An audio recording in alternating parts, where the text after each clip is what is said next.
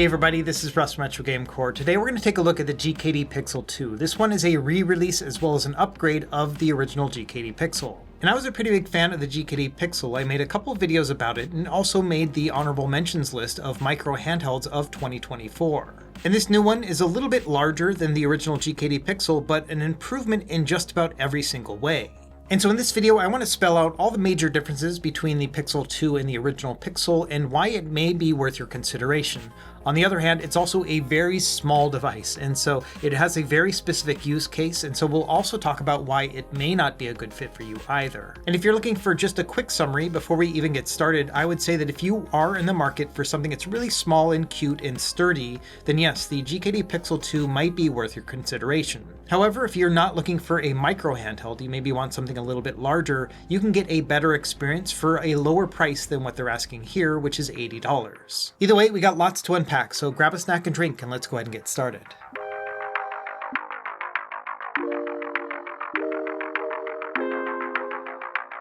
Okay, let's start with the specs, and the CPU here is the Rockchip RK3326S. I'm not really sure what the S stands for, but the RK3326 has been used in a bunch of handhelds over the years. In fact, the operating system that comes on the Pixel is forked from another similar handheld. The RAM here is pretty standard, it's 1 GB, and in terms of storage, we've got a single microSD card slot. The device will come with a 64 GB card, but you can also buy larger size cards if you would like.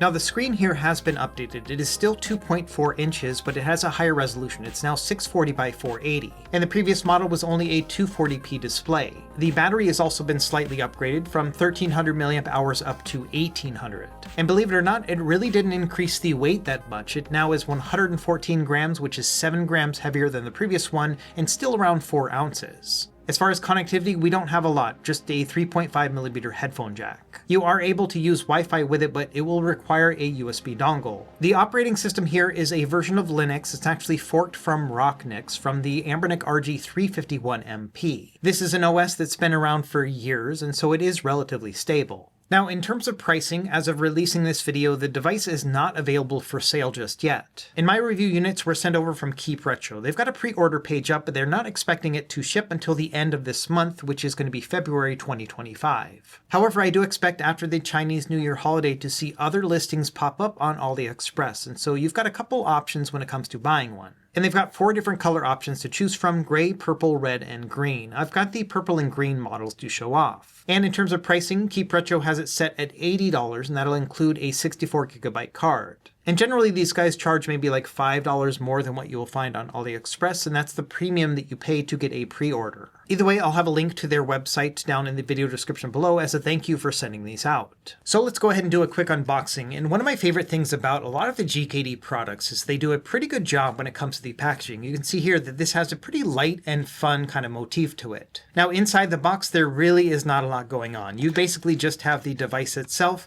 and then a quick start guide, and really that's it. And so it doesn't even come with like a charging cable, so it really is going to be the gadget as well as this guide. And there's not a lot going on with the quick start guide. They basically say, you know, how to turn it on and then what buttons do what. So let's take a look at the device and first impressions, and number one thing is this is a metal handheld, just like the original. However, one big difference here is that these buttons are plastic instead of metal. The original one was all metal all around. This one instead is kind of a hybrid, and I think I like this one better. You know, the original buttons were really clacky and loud, but these are nice and quiet, and so I do prefer these over the original. And this is probably why, even though this device is a little bit larger with a bigger battery, it still is about the same weight as the original. It's because these buttons are probably lighter. And as you can see, I've got 2 different colors to choose from. I've got the purple model as well as the green one. Now the purple one I have not touched at all other than this unboxing, but this green one I've been messing around with for the past few days, and I've also updated the software. And one of the major things that I've noticed over the past couple days is that the big size difference between the two has to do with the width.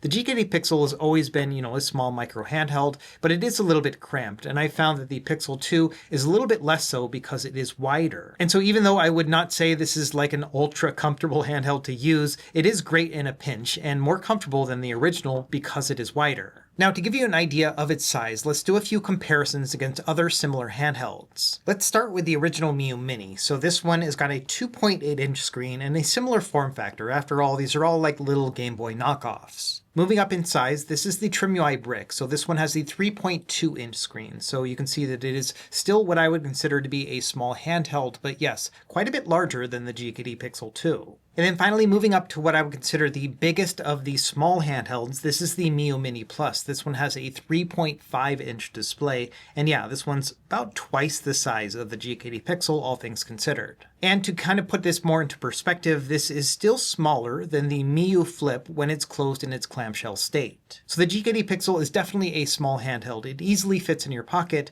but I would say this is only going to be a good fit for people who want something very small to take around with them. And of course, for those who are curious, here is a comparison between the Steam Deck OLED.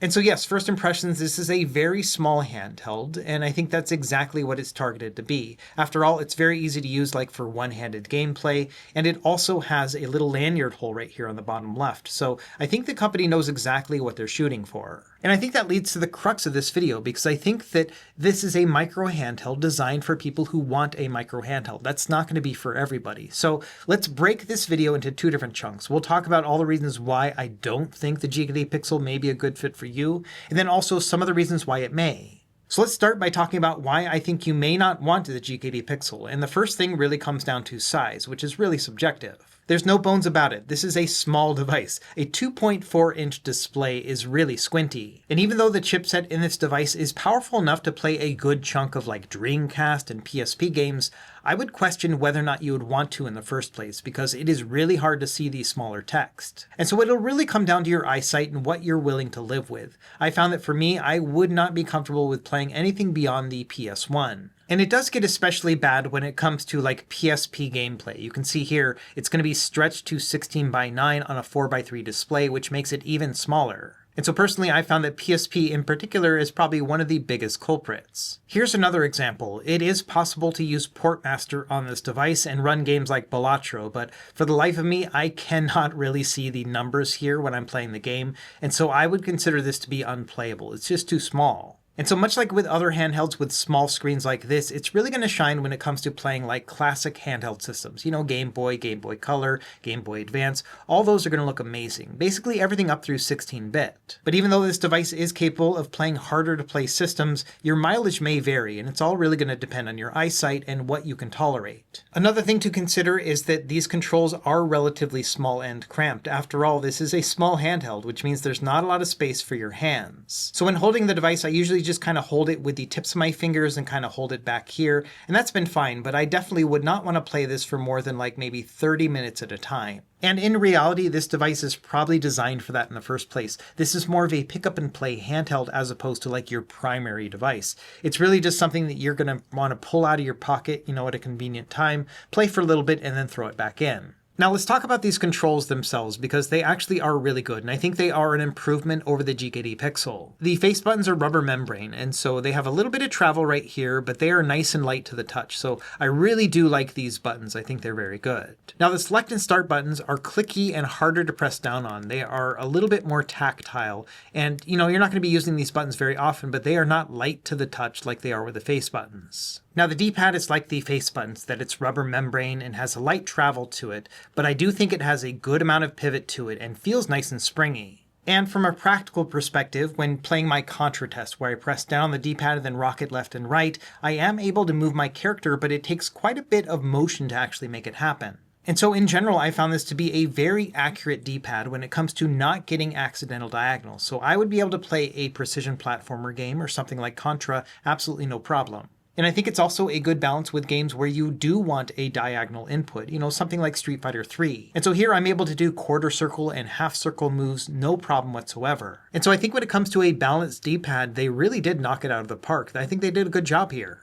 And I find it especially impressive considering that this is a metal handheld and it's really hard to tune a D-pad perfectly. Now the shoulder and trigger buttons are really nothing to write home about. They're a little bit clicky and that's really about it. Thankfully they don't rattle or anything, so this device is quite silent.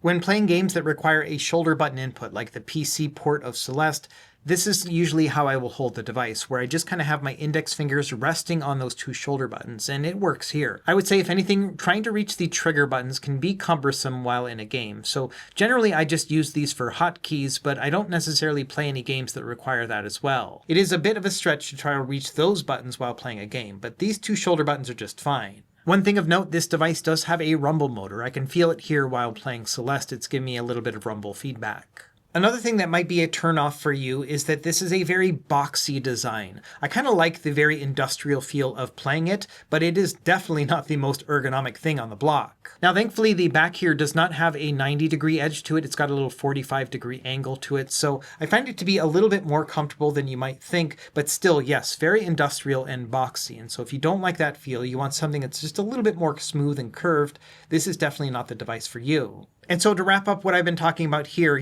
this is a small device. It's got a small screen, it's got some small controls, and it is also quite boxy. So if any of those things don't sound good to you, then you may not like the GKD Pixel 2.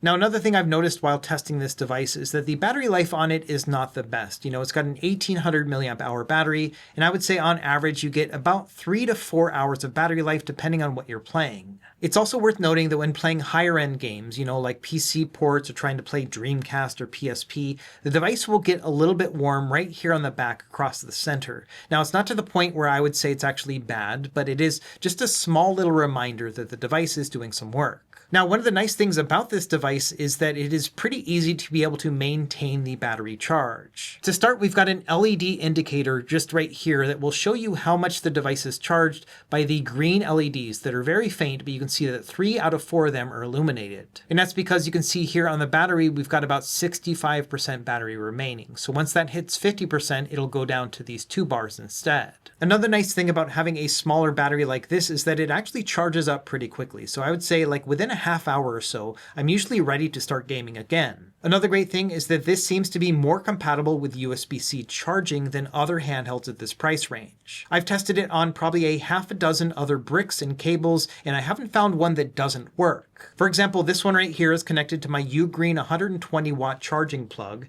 and you can see here that yes, it immediately starts charging it. And you can see that it's charging at 9 watts right now. You can see the little orange icon here on the bottom, which means that it is charging. Here's another cable, again USB-C to USB-C, and this is with the laptop part of the 120 watt charger. So this is probably going to give it a lot more juice than the device can handle, but still, even then, you can see it's turning orange and it is charging the handheld.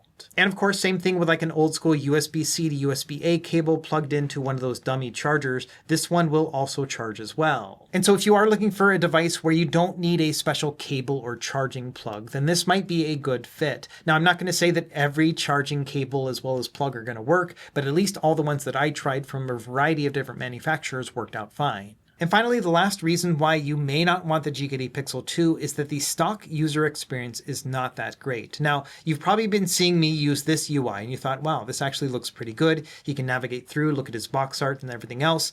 Now, I've spent a few days tweaking this and kind of wrestling with the operating system to get it to this point. And we'll walk through all the things that I did, but I want to show you just how messy it is the first time that you boot it up. So for this next part, we're going to use my purple GKD Pixel because I have not really used this one at all. So it's got the stock operating system card in it, and I haven't really turned it on or anything. And the OS here is going to be what they call IUX. So this is a proprietary operating system format that they've been using forever with GKD. And you can see also at the bottom, it says powered by Rocknix. And that's because this is a Rockchip RK3326 device, and Rocknix has a lot of builds for that chipset on their website. And so what they did is they forked this over from the Anbernic RG351MP operating system. So by default, this is what IUX is going to look like. And essentially, this is gmenu2x, which is an older Linux-based operating system front end. And you can see that it's pretty rudimentary. So you can go through, pick what type of console you want to play. So say we go into the handheld section,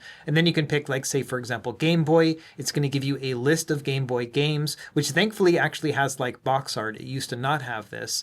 And then you can just load the game from here. To exit out of the menu, you would press the start button. It'll bring you back to here. You can press B to go back to the main menu. In addition, they've got an app section. Here you can do a media player or a music player, and you can even launch your standalone emulators like PSP and RetroArch here. Under the settings menu, we've got a couple other options, like being able to change out like our power options or a theme and stuff, but really that is about it. So it's a pretty rudimentary system. It's kind of intuitive, knowing that, hey, I want to play like a home console system, so I can go through here and then pick something like Super Nintendo, and that's about it. And really, this is just a front-end skin for the Rocknix OS. So this is a lot like what devices used to look like back in like 2020 and 2021. Nowadays, most people are used to like an emulation station interface, where you'll navigate through your systems and your games and everything else. And thankfully you can do this with the GKD Pixel as well, like you saw on my green version of the device. So all I really did here is I went into settings, and then under launcher I changed it from IUX over to emulation station. And really that's it. That means that every time I start up the device from now on, it'll go into emulation station instead.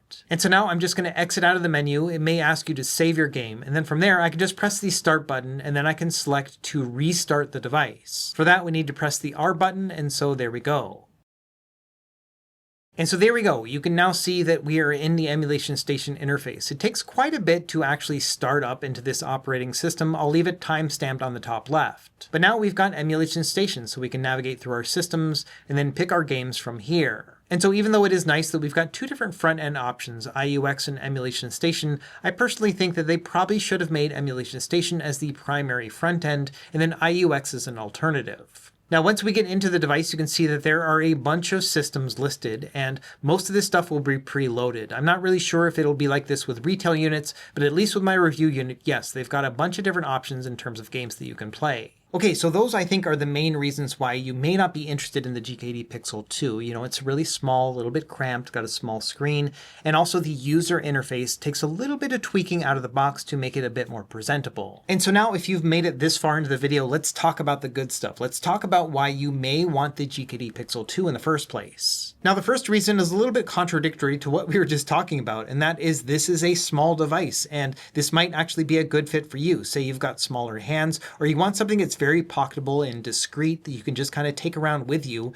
and then play, when you want to. And even though this thing is boxy, it is built like a tank. It feels super sturdy to hold. I really like that feeling. The only complaint I would really have about the design build is that the screen is inset into the device like it was with the original GKD Pixel. And I found over the past few days of messing around with the device that I have gotten dust collecting in each of the corners. And that's because it's kind of like a little dust trap in here. And you can imagine throwing this in your pocket and all the lint and everything else, it just becomes a device that you have to kind of clean out every once in a while. Now, on the original GKD Pixel, it had the same problem as well, but there was a community solution in that they offered screen protectors for it, which would cover up that area and then also give us additional protection onto the screen. And this I found to be almost a must-have for this device because it also made the glass less smudgy. Now, unfortunately, the screen sizes on these two devices are not the same. And so even though I have leftover screen protectors from this device, they don't fit on this one because this has larger bezels. And so what I'm hoping is the same people that offered screen protectors for the original GKD Pixel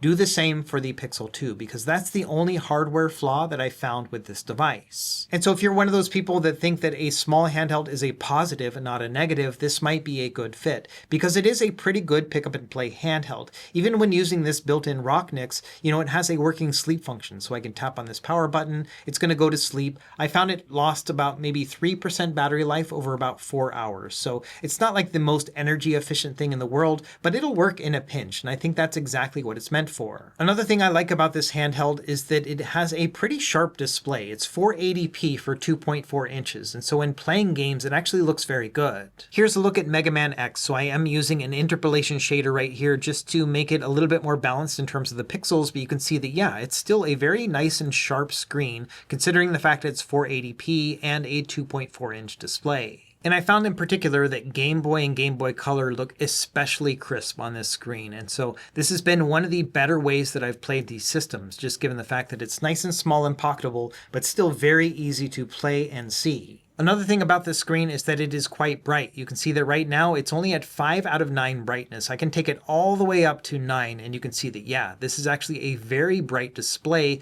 especially compared to others in the same price range, which often will be too dim. And I think that's perfect because, this is one of those devices that you're more likely to play outdoors because you'll have it with you. And so, yes, this is even a device that you can play in direct sunlight. And finally, the main reason why I think people might enjoy the GKD Pixel 2 is the Rockchip RK3326 chipset in it. It actually opens up a whole world of possibilities, especially because the stock OS is actually built on Rocknix. Now, this fork of Rocknix is unofficial, and it's also older than the main one that you can get from their GitHub. And so I'm not sure how outdated it is, but this has been a pretty mature operating system for quite some time. And so most of the features that you would expect from a mature custom firmware are already here on stock. So if we go into the main menu, you can see that we've got a whole variety of things that we can adjust, including like per game and per system settings. And we can also adjust things like different themes and also our control scheme, network settings, and even Moonlight. Now, if we take a look at the unaltered version of stock, which is this one right here on the purple GKD Pixel, if we go into the UI settings and then theme set, you can see that we have 8 different options to choose from.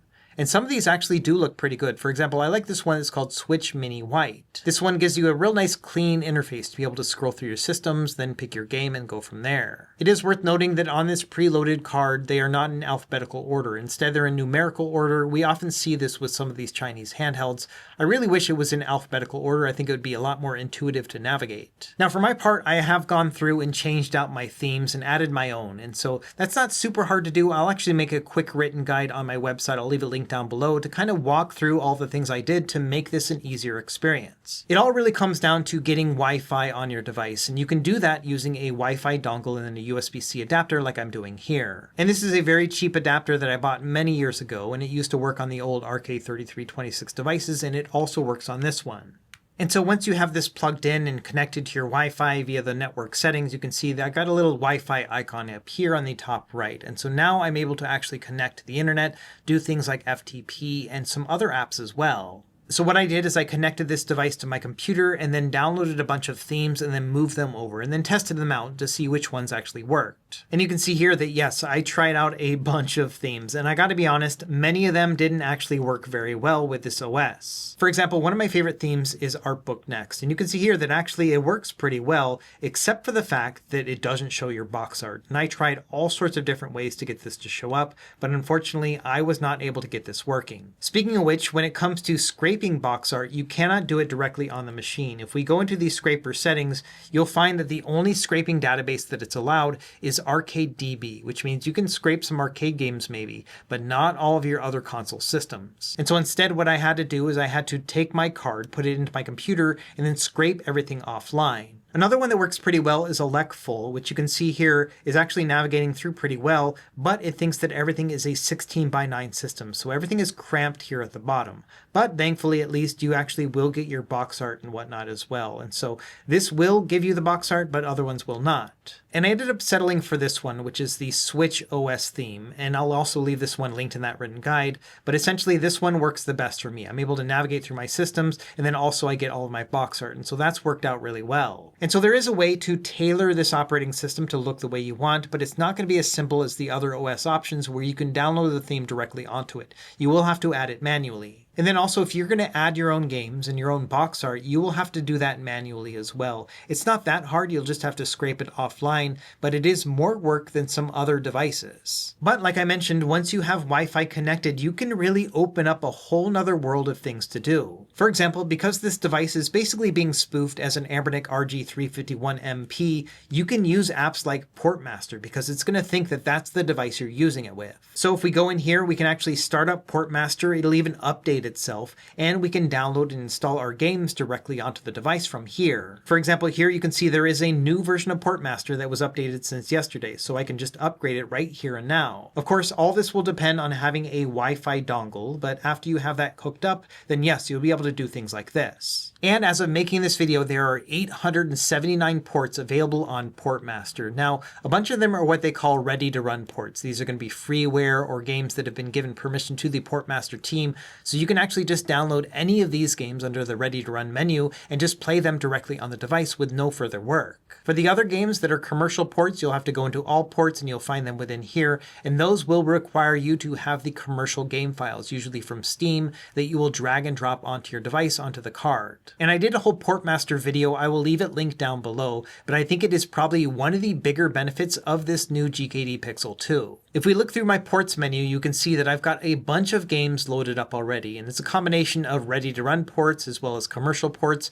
and I went through and just added all of these, and I think it's just really cool to be able to play, something like Stardew Valley or Sonic Mania on a tiny little device like this. It's just kind of crazy. And if you think about it, you can play games like UFO 50 on a tiny little handheld like this and just have it in your pocket. And so depending on the games that you're trying to play, be it something like this or Undertale, there may be reasons why that alone might be worth it for you. So in addition to all the RPGs or whatever other emulated games you want to play, it's pretty cool to be able to play a bunch of ports at the same time. And I should note that, even though I have the dongle here connected, you only need this when actually installing and downloading these games. Afterwards, you don't need this plugged in at all. Another thing you can do, because it's a Rocknix-based operating system, is you can use native Pico 8. So I can go in here with Explore, and because I'm connected to the internet, it's actually going to be able to navigate through the system menu and everything. So I can go through here, go into New, hit Update, and there we go. I'm able to navigate through a bunch of games and then download them. Now, I've already gone through and done that, and I've actually added a bunch of favorites, and so I can still play this offline as well. Once I've added these games to my favorites,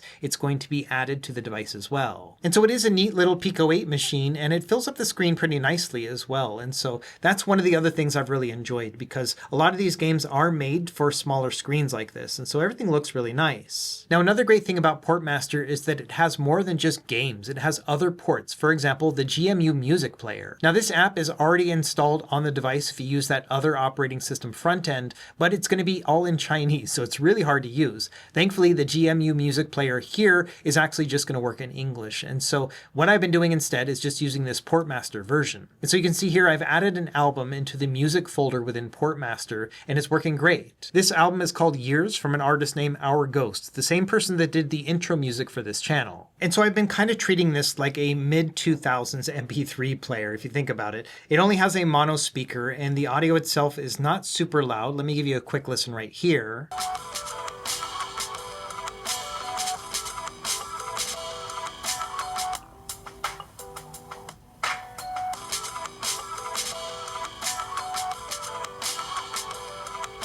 But I do think it does get the job done. And on top of that, you can obviously just use this with the headphone jack as well, and I think the audio is really good there. I'm not an audiophile by any means, but I found this to be one of the bigger draws for me with this device, is that you can treat it like a little media player as well.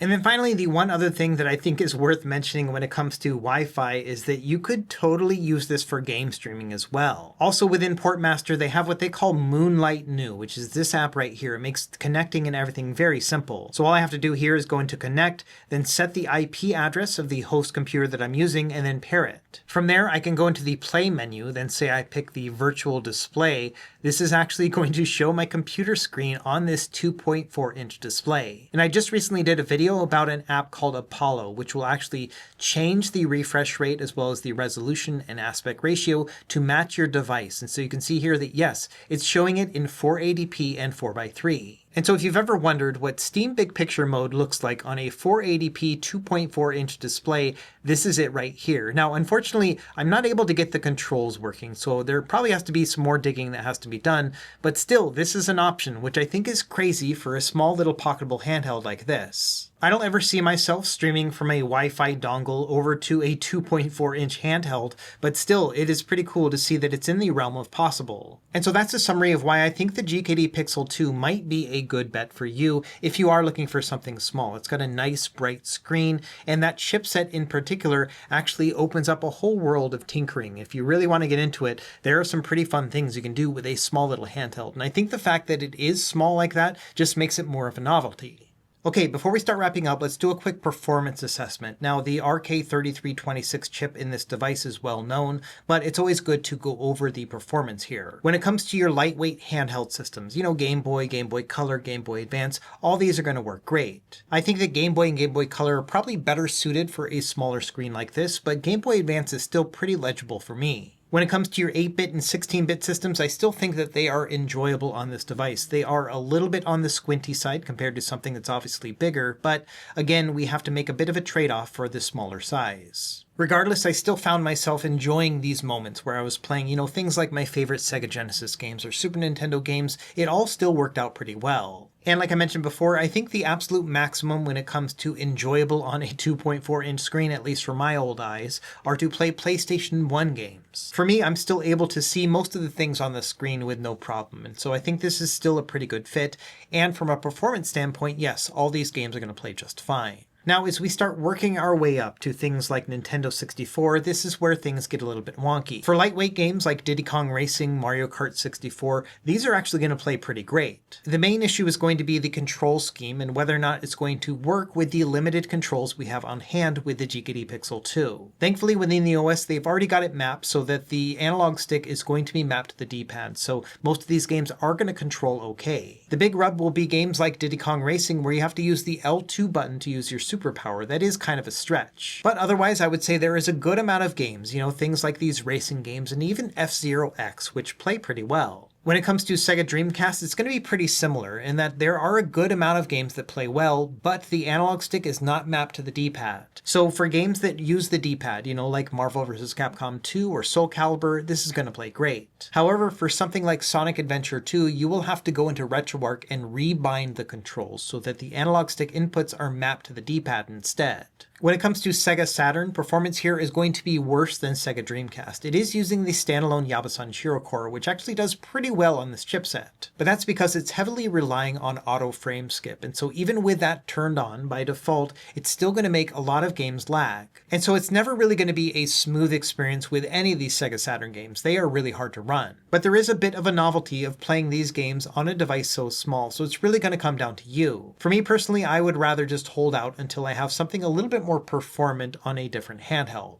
And then finally, when it comes to PSP, this one can also be a little frustrating. There are quite a few games that'll play well. I would say about 30% of the catalog will be at least playable in my mind without having to use frame skip. But the big issue here is that shrinking down a 16:9 screen onto a 4:3 device that's only 2.4 inches is very, very squinty. And so I didn't find myself enjoying playing on this system at all. And so when it comes down to it, the RK3326 is a known commodity when it comes to performance, but you will have to be a little bit choosier when it comes to which games you're going to play just because this screen is so small. Okay, so now that we've gone through and talked about, the performance and all the reasons why you may or may not want this device, let's summarize just my overall experience and what I like and what I didn't like about the GKD Pixel over the past few days of testing. As always, we'll start with what I like, and number one has to do with the fact that this size works pretty well for a micro handheld. This obviously is a very specific use case, but if you are looking for something very small and pocketable, I think they did a pretty good job here in terms of just the overall look and feel of the GKD Pixel 2. I also think that it's super sturdy and one of those things that I'm more liable to throw in my pocket because of it. I also like that it has a nice bright screen, which I think is essential when it comes to one of these pocketable handhelds, something that you're going to be taking around with you outside of the house. The stock operating system definitely has its share of issues, but I also found it to be very workable. If you're willing to sit down for an evening and just kind of tinker and get everything working the way you would like, I think that will pay dividends in the long run. And who knows, we might see custom firmware options in the future that make this even easier. And then finally, I like the fact that they used a very familiar chipset, the RK3326. After all, we now have ROCNIX, or at least a fork of it, working on this device right out of the box. And this does afford us a lot of the opportunities that come from a long line of firmware development, and I think this device takes advantage of that. I don't really see myself using this for things like game streaming, but the fact that you can on this device is still pretty cool. Now, even though there are lots of positives to the GKD Pixel 2, there are quite a few negatives too, so let's go over those. Number one really comes down to the fact that this is a very niche use case. If you are looking for a small handheld, then sure, this could be a contender, but if you're not, then I don't think that this is going to be a good fit at all. I also don't want to make it sound like this software is easy to use because it does take some TLC to get up and running. Like I mentioned, I have a written guide down below that'll walk you through all the things that I did to get it to the way that I want, but it's still going to take a little bit of work just to get there in the first place. I also found that the battery life on this is just okay. I would expect, about 3 hours average when it comes to game time. Thankfully, it does charge pretty quickly and used all the different charging adapters that I could throw at it. And then finally, one other nitpick for me is that the screen does collect a little bit of dust, especially around the corners. And that's because the screen is inset into the device, so it kind of makes it a little pocket for your dust. And considering the fact that you might be throwing this in your pocket, it may get a bunch of lint on it as well. I found that I've had to clean this device off when it comes to the screen and the dust more often than I would with other devices. And so this is something that I hope a screen protector will be able to solve in the future, but at least for right now, I see it as a negative. So finally, wrapping everything up, what do I think about the GKD Pixel 2 and whether or not I recommend it? Number one, I think that at $80, it is a little bit expensive for this chipset. You can find devices like the R36S for like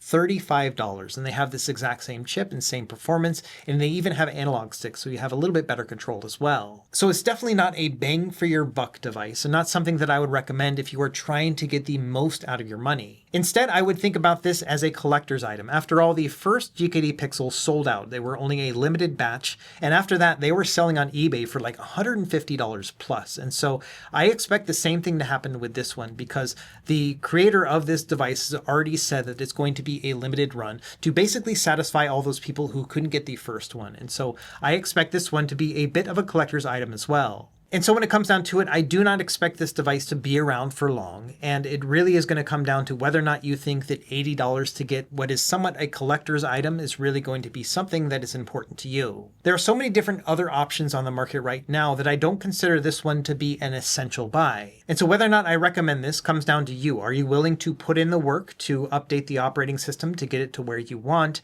And then also, do you plan on using this as like a small pocketable device? In that regard, sure, it's a pretty good fit. But I think that for $80, it is a little bit on the expensive side, and that probably has to do with the metal shell and the fact that it's a very small batch run. For my part, I think that the TrimUI brick, even though it is quite a bit bigger than the GKD Pixel 2, is still my primary small handheld. It's got a 3.2-inch screen, which is under 3.5 inches, so I consider it to be a small and almost a micro handheld, but it has a beautiful display that gets super bright and has a high resolution, and it's got these really nice buttons on it as well, and it's only about $50. And so for me, I think between the two, my primary small handheld will remain the TrimUI brick. If anything, I'm thinking of the GKD Pixel 2 as another collector's item. That's something that's really cool, but it probably won't be around for very long. Meanwhile, the TrimUI brick is a device that I plan on enjoying for many months to come, and I think it's a device that's going to get better and better as we get more community firmware as well. So in the end, that's what I think about the GKD Pixel 2. I think it's a great little handheld for what it is and what they set out to do. I think they did a very good job. The controls work and everything else, but you really have to know what you're getting into with this. It's 2.4 inches. It's a small little handheld, which is really cute and fun to play, but for my part, I think a more practical choice would be something like the TrimUI brick. It's a little bit bigger, but still nice and small and easy to throw in my pocket as well. Let me know what you think in the comments down below. Are you in the market for one of these small handhelds, or do you have something like the TrimUI brick already, and how do you like it? As always, thank you for watching. Be sure to like and subscribe if you found this helpful, and we will see you next time. Happy gaming.